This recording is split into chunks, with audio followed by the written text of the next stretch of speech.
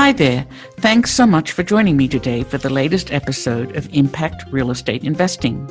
My guest today is Kris Daff, a fellow Australian. Kris is a developer with two companies.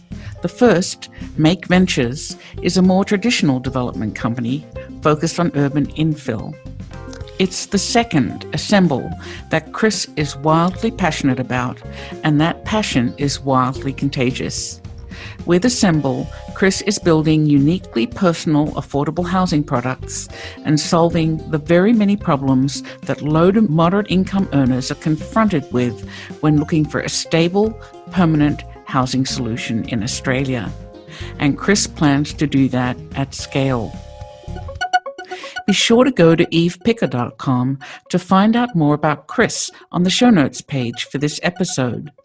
And be sure to sign up for my newsletter so you can access information about impact real estate investing and get the latest news about the exciting projects on my crowdfunding platform, Small Change.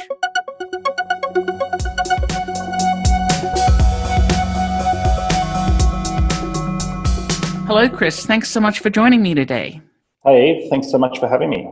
Looking forward to having a chat. Nice to hear a similar accent. Anyway, so you're a real estate developer and you have two companies, Make Ventures and Assemble, which are both great names, by the way. And I'm wondering why you have those two companies and what each is focused on. Sure. So I'll start with Make. And Make's a very traditional real estate development and investment company. I established Make about 5 or 6 years ago to focus on the acquisition of real estate for large-scale urban renewal projects in Melbourne. And we were successful in that pursuit of those projects and they're sort of been sort of longer-term planning processes. And one of the things that came out of all of that was we ended up with a sort of forward pipeline of a lot of housing for that business, sort of several thousand apartments across multiple locations. And one of the things that I'd sort of worked out for myself personally is I've become very sort of disenfranchised with the traditional delivery mechanism of housing in this country, which is housing which is delivered via an off-the-plan sales approach. So the typical approach is you would go and set up a display suite, sales suite, appoint a real estate agent to come and do a whole bunch of marketing and spend a whole bunch of money on all of that, and you'd get investors and potentially some owner-occupiers and sort of whoever would turn up and pay a 10% down payment and then sign a contract, would sort of have get a right to sort of buy an apartment off you at the point at which the building was finished. And it was a very impersonal relationship between a developer and their clients, which are the residents, because typically you would have all the investors, typically you have a real estate agent managing that transaction for you. And I could sort of see, that the sort of writing was on the wall a bit with that model. And I think that model will still be an important model moving forward in this country. But it was obvious to me that with the emergence of our superannuation investment industry, so we've got the fourth largest pension fund market in the world, so a huge volume of capital available from those sources, that institutionally owned housing, as we would typically see it in mainland Europe, North America, and some other geographies internationally, would emerge as a very important asset class in Australia, where it hadn't really existed previously. And I think there's a few reasons for that. Is one, that sort of hadn't needed to exist because whilst off the plan it hadn't been perfect as a delivery mechanism, it had done a reasonable job of keeping up the supply of housing this country needed. So what I then embarked on was a sort of international sort of approach research thesis on saying, how does housing get delivered internationally, and housing that's of large scale but owned in one line and offered for sort of long-term secure rental for residents for whom ownership may be difficult. What does that look like internationally? And I think the sort of lessons for me is from North America, I took commercial models and taxation settings and some other things that I think that market is particularly sophisticated in.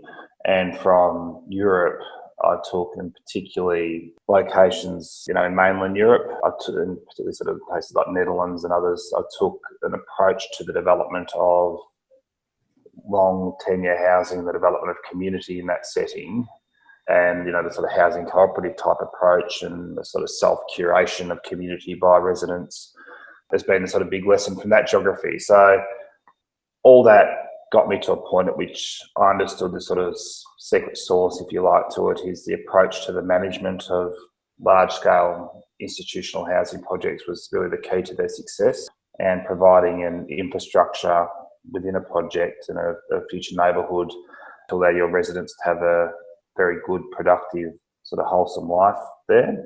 So we basically acquired Assemble, which was an existing development business that was doing a very good job of community occupant-centric type projects, and transitioned that business and its approach to the development of contemporary, pretty engaged neighbourhoods to be our multifamily housing platform, or build-to-rent platform as we call it here. And now, Assemble's really the face of everything that we're sort of doing, and Assemble will be the sort of partner, the housing partner for all our clients and future residents moving forward. So it's really exciting. So we only do very low and middle income housing. So we don't do what I sort of call juiced up multifamily, like I've sort of seen in New York. So we don't do pools and gyms and indoor driving ranges and saunas, and we don't have someone that will do the dry cleaning for you and put it back in your closet upstairs and all that sort of embellished life. I don't believe in any of that, which is, I guess, more that reference back to the sort of a more sort of simple life. The people get a much deeper level of support in one of our buildings than they would in a traditional owners corporation type arrangement. What I've learned about Australia is it's really a for sale market, and most developers to build housing products for sale, and yet they're so expensive. I don't know how someone gets into that market when they're a civil servant or they can't afford, as you said, that sort of embellished lifestyle. Yeah, they can't. And I guess the systemic problem that comes with that, there are some better value options around, but traditionally that's been found in the far reaches of outer suburban Melbourne, which is a sort of systemic problem with our housing market, where you've got the people that can least afford to be located 40 kilometres from the CBD or place of work at a hospital or whatever else, or the people that make our city run get dislocated to these areas, and they need to have 2 motor cars, and they have to go get access to public transport, and they get to see their families as often. So that's a very American problem too, definitely. Yeah. So we're sort of researching and so home ownership, given how expensive housing is in Australia, for some people it's just going to be very difficult, if not impossible. What we started researching then is saying, well, if you can provide tenure certainty, so long tenure housing across the sort of spectrum of incomes, how would that make people feel about their housing future? Because one of the things that we identified is the thing that people really crave in Australia is and need is sort of longer tenure housing options. And the issue that a lot of Australians are facing who are likely to be long-term renters is that they're stuck in a year-to-year leasing cycle, and the fact that they're only getting 12 months lease at any one time doesn't allow them to put down roots in a location in the same way that you would if you were in a position to be able to purchase your property. Mm-hmm. And they're devoid, so that lack of sort of tenure certainty results in significant levels of housing anxiety. So people are just nervous about what their housing future looks like. And the extension of that is just say, well, if you're stuck in a year-to-year leasing situation and the landlord's got the potential to just sell the property or kick you out so they can move their kids in or whatever, who are at university age, for example, might be a good example. So how does that make you sort of feel about your housing future? What's your propensity to really engage in that neighbourhood, in that community? Are you as likely to volunteer or join the local gardening group, or do you get nervous about the forming relationships with your neighbours and other people in the community for the fear that your landlord might kick you out at the end of the year and you've got to move 3 suburbs over? So sort of what's the point? So how do you get your children into school and make sure they don't have to move schools halfway through their primary school education, for example. All those things together create a lot of nervousness in our housing market for people that are struggling to access the ownership piece. What we've done is Assemble's delivering multiple options to the lower middle income Australians, one of which is we give people a 5-year lease and then the option to purchase their property at the conclusion of that lease. They're not obliged to do so. And we provide them with a supported program of financial coaching and cost of living savings initiatives. So we do a lot of bulk buying, for example, of sort of household staples and the like, and try and bring down their cost of living to put them in a better position to save for a down payment on the property at the end of the lease, and to just get people sort of more familiar with the concept of ownership. And that's been a very popular program. So I think we've got 10 or 12,000 people registered their interest in being in one of our buildings now. And then, so we've got about 1,000 apartments in the pipeline for that part of the business in Melbourne.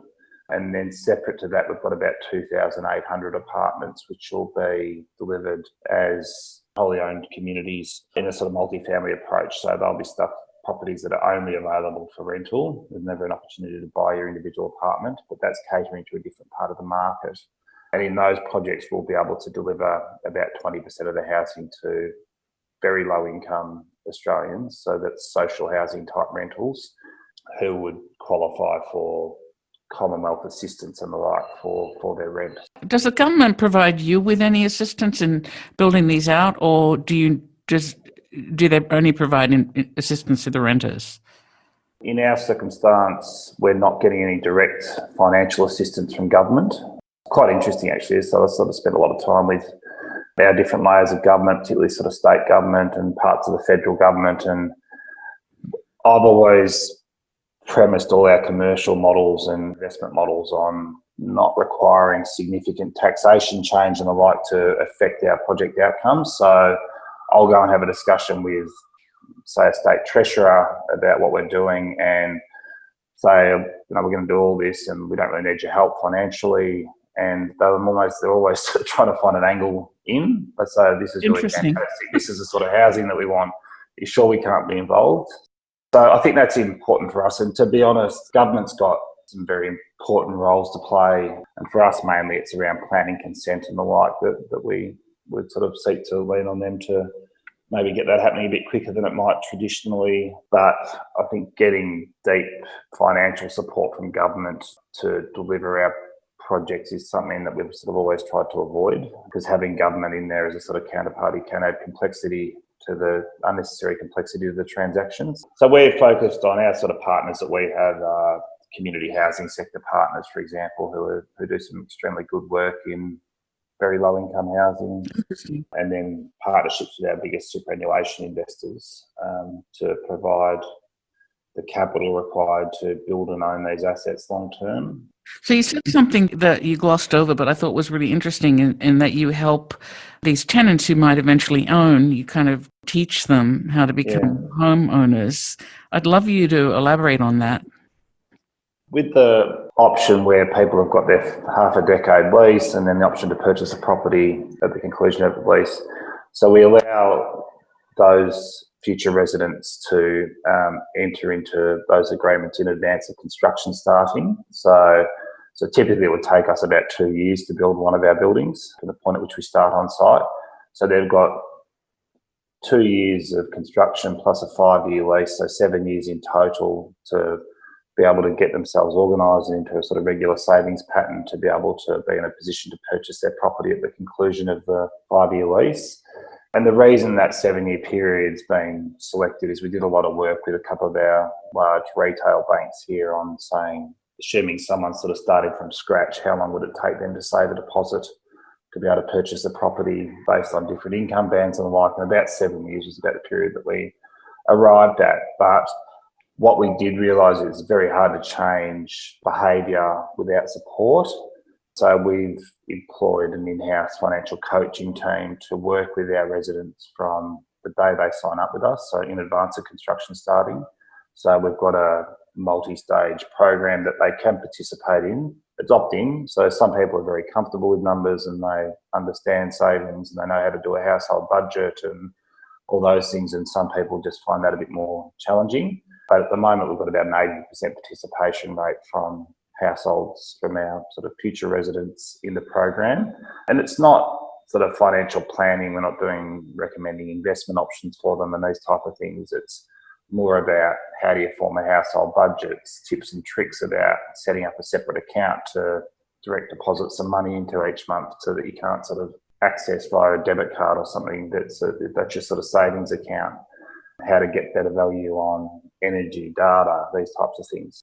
This is spectacular because all that stuff is pretty overwhelming if you're tackling it for the first time. Oh, I sit through all the sessions and I've learnt a lot myself. So I've got some better habits. I get bombarded by energy data and it's like, oh no, how am I going to figure this out? And we'll offer that too. So for our buildings where people aren't even on that sort of home ownership pathway model, for people that are just long-term tenants of ours, then they'll have access to that program as well. So it's not just about supporting people ultimately sort of buying the property from us at the end of the 5-year lease. For other buildings that we're doing which are just long-term rental, we'll also give them access to that team because we think the sort of lessons and sort of financial skills and things that Sarah and her team can give to people just as applicable whether you're working towards ownership or whether you just sort of want to save for your dream holiday that you've been wanting to do for your whole life. You've never been able to sort of get yourself in a position to save enough money to do. So, what's the ultimate big, hairy, audacious goal for Assemble then? I think where we're positioning ourselves and where I'm sort of the businesses, what the team's working towards is to be the preeminent affordable housing developer in this country.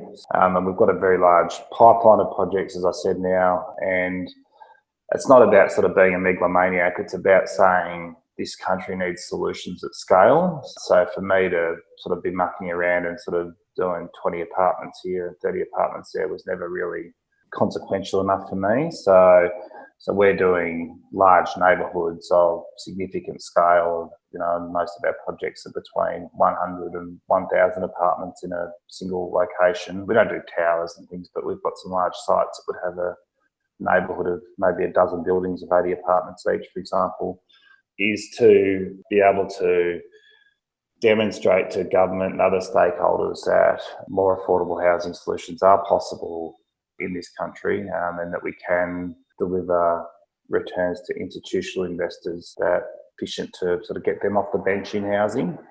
And we think that's really important work. But, you know, ultimately for me, I like the fact that we're aligned with our future residents. So when someone can sort of hand the keys back and say, oh, thanks, Kris, you know, you sort of told me this was going to be a super place to live and it was going to be, you know, warm in winter and cool in summer, but, you know, it's sort of not performing as well as I'd hoped it would. You know, it's a sort of different type of alignment with your future community compared to a traditional development approach. So, you know, the things that I'm finding really enjoyable about the organisation here is we get a lot of people who want to work with us and be part of the team who wouldn't otherwise be interested in participating in a sort of development company. So that's sort of purpose-led. You said you've got 1,000 apartments in the pipeline, and one of the goals is to make sure these assembled living spaces are close to jobs. Yeah. How do you select sites, and are your tenants able to manage without a car? Because, of course, that makes housing more affordable, etc. Yeah. We select sites on a bunch of sort of different metrics. So typically access to heavy rail connections, strong public transport connections, putting them in locations where there's an existing high level of sort of community and urban infrastructure in place, you know, retail, supermarkets, parks, community-based infrastructure, sort of healthcare services, employment services, those types of things. In terms of personal transport, we have a significant over-provision of bicycle storage in our buildings, for example. We do have car parking available, but at a very much reduced rate to what you would traditionally see in a project in Melbourne. And we provide that to people on a needs basis. So if you've got mobility issues or you've got a dedicated work vehicle or you've got young children or those types of things, then you would qualify for a car park in one of our buildings. If you're otherwise sort of fit and well and just can't be bothered walking 400 metres to go and get your groceries, then you wouldn't get a spot. You wouldn't get Right. allocated a car bay. Because we're not strata titling most of our projects, we design those spaces to be, because we get that car use will change over time, and it already has. The way that people get around will change. Is we design those spaces to be able to be retrofitted to, perhaps if the building's got 50 car bays, for example, and in 10 years' time the community's only using 30 of them, we might turn 10 into a music room that we can install into the basement, or another workshop space, for example, for the residents to do little projects. So we design into the inherent flexibility in the reuse of that space, because, there's a lot of big buildings in Melbourne that were built 10, 20 years ago, in the South Bank area, for example, where the recent City of Melbourne car park survey says only about 0.4 of the bays that exist in those buildings are actually getting used. And it's all been broken up into little chunks of building in strata titling and things, and it's really impossible to do anything meaningful with that space long term. So, what are your occupancy rates like compared to other buildings like this, or are there no other buildings like this? So we've got our first project under construction, so we don't sort of have occupants yet, but it's been fully allocated to future residents, so we're fully committed. For the next project we're doing, which is in Kensington, in Melbourne, in Thompson Street, there's 2 buildings of 100 apartments each there, and I think we've had 7,800 people register their interest in getting a spot in that building. So we've got, a lot of demand. So, but that's sort of sale. You're really interested in this, what that translates into people that actually formally want to commit and sort of, might be sort of 10 or 20% of that number, but still a significant oversubscription. So there's a lot of demand, I think, for housing. And I don't think it's so much, obviously the access to the housing model that, is fair and more affordable and everything else is something that people are very interested in and focused on in Australia, where they feel like perhaps the housing market's not designed with them front of mind. Yes. But what's more important, I think, is our approach to the development of neighbourhood within our buildings is just as important, if not more important, to most people that are interested in being in an assembled building in the future. So what is the approach to the development in the neighbourhood? Pretty organic. So we'll have full-time on-site staff at each location, but they'll be, so in our hospitality space downstairs in each building, for example, like the cafeteria, cafe space and grocer, is all the front of house staff there will be trained in our systems. So, they'll be able to log a maintenance request or let you know when the next yoga class is going to be happening in the communal spaces. But is an approach to say where we've got a much more personal interface with our staff. So a lot of the stuff that I've seen in other locations internationally is very much like hotel type concierge services. So there's a few issues with that for me personally. I think that sort of embellished lifestyle is just not a particularly sort of Melbourne style of living.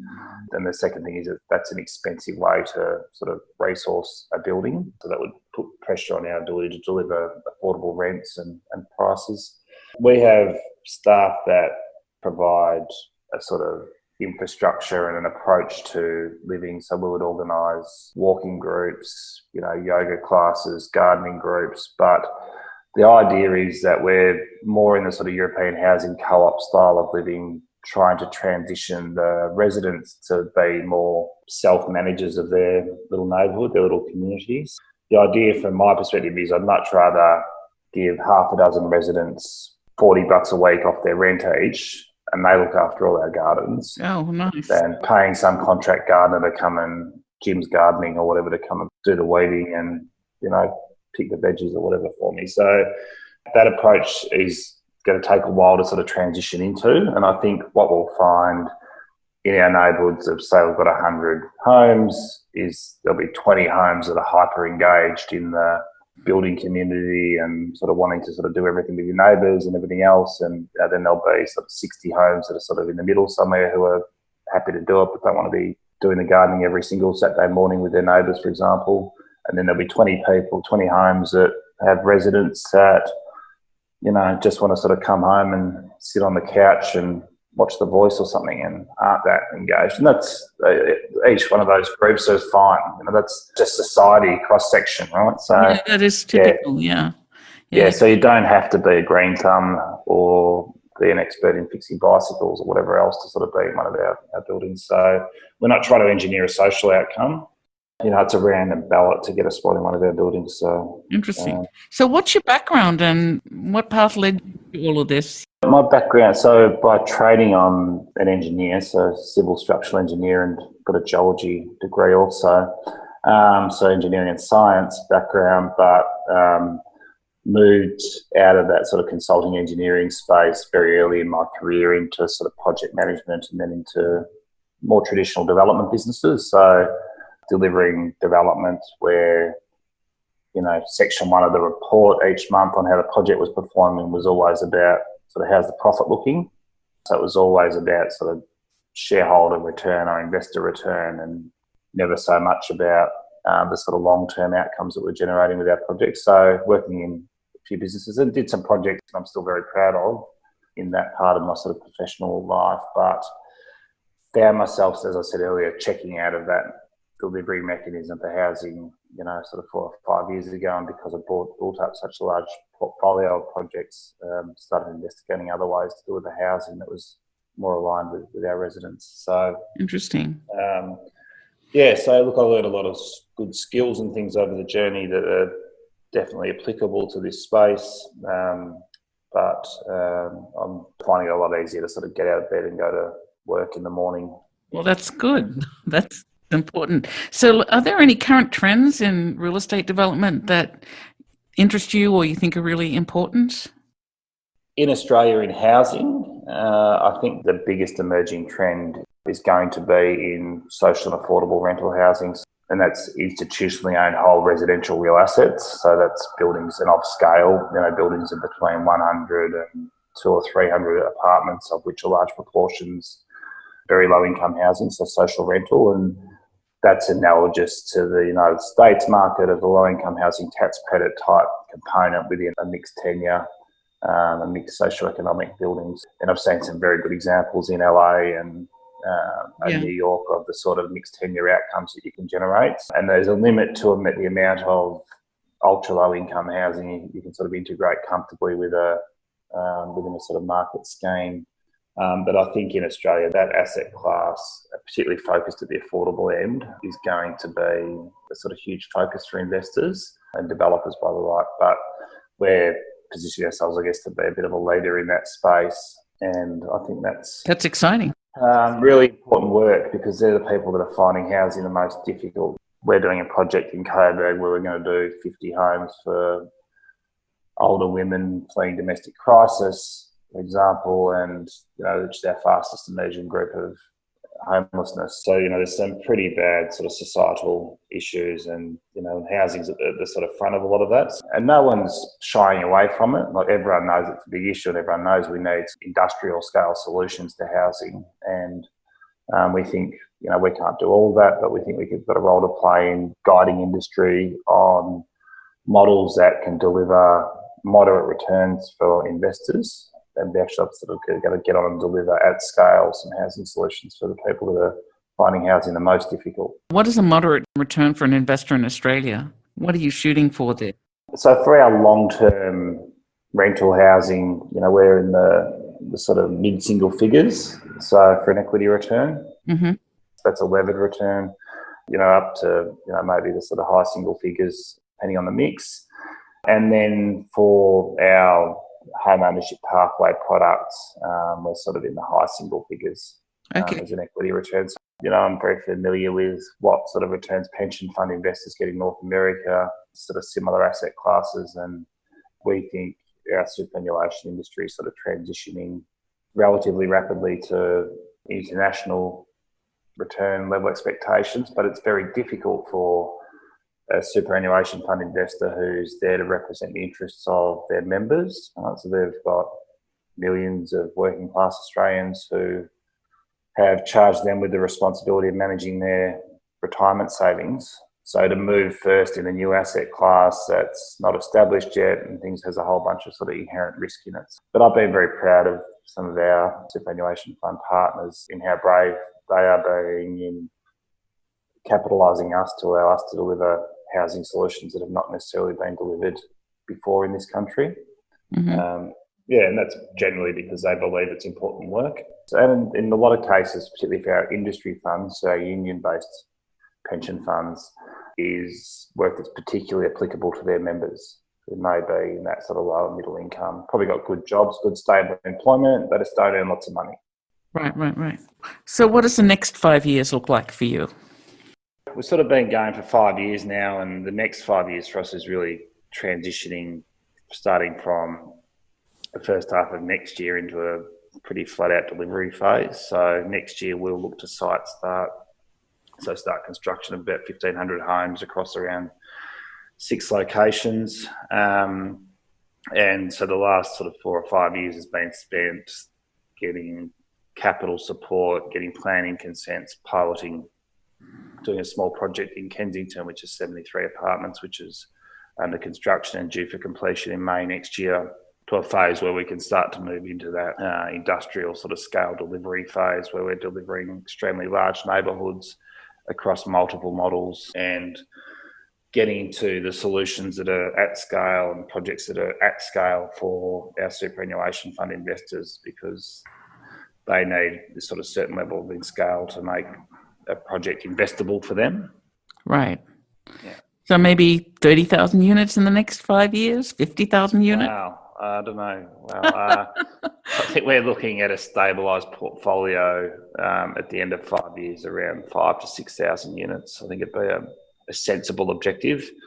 To the extent it sort of grows beyond that, and I'm not sure. My nervousness is, scale's useful for the provision of housing solutions at scale is extremely useful for Australians, but who are sort of seeking that tenure certain housing at sort of affordable rents.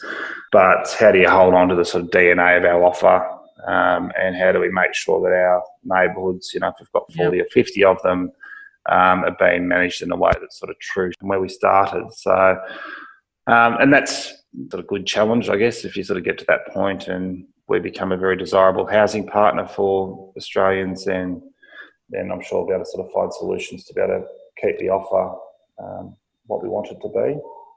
It's totally impressive, and I can't wait to see the outcome next year. And the next time I'm in Melbourne, I'd really love a tour if you'll give me one. Oh, yeah. You've set yourself a really impressive goal. Thanks. No worries. It's been good. Doing new things is always challenging, particularly new things that are expensive. So like building buildings, but got a really great team here. We've got about 31 or 2 staff now. I think we've had 6 new starters during the shutdown. Wow. Which has been challenging, but I've been extremely proud of the whole team. It's interesting, actually. It's a fascinating sort of study on ways of working, and probably the majority actually of the team are sort of up production for the same work hours compared to what they were doing in the office. So not having the sort of distraction of the sort of coffee machine or overhearing conversations and whatever else in the office environment. For some people, that sort of focused work time's really useful. So that's been quite interesting. But on the other hand, the whole team desperate to get back to the office because they're sort of craving the human connection. Yeah. So, we all are. You've had an easier time of it in Australia than we have over here. We have. Thank you very much, Kris, and I really can't wait to see what comes of all of this. Thanks, Eve. Thanks for your time. Bye. Good on you. Bye.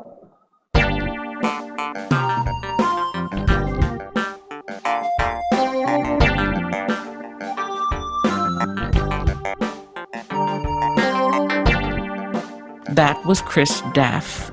Wow. Kris is tackling an enormous housing problem in Australia head on, and he wants to do it at scale. His company, Assemble, is gearing up to build affordable neighbourhoods that solve many of the problems low to moderate income earners have in Australia. But first and foremost, Assemble offers a long-term and secure housing solution for those who need it most. You can secure a home in an incredibly expensive housing market by buying your unit after 5 years if you want to, and Assemble will offer you all the support you need along the way. You can find out more about impact real estate investing and access the show notes for today's episode at my website, evepicker.com. While you're there, sign up for my newsletter to find out more about how to make money in real estate while building better cities. Thank you so much for spending your time with me today, and thank you, Kris, for sharing your thoughts. We'll talk again soon, but for now, this is Eve Picker signing off to go make some change.